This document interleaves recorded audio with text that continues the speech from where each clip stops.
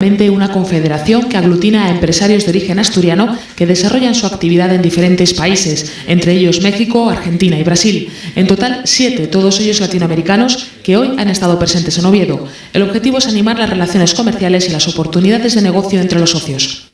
Los movimientos en el comercio internacional son difíciles.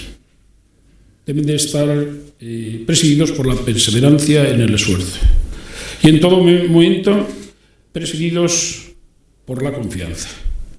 El conocer quién es quién es importante, con quién se va a hacer negocios.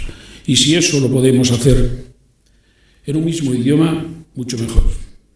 Y si eso además se ve cualificado con vínculos de sangre territorial, es decir, afinidades puestas en común, un tanto mejor.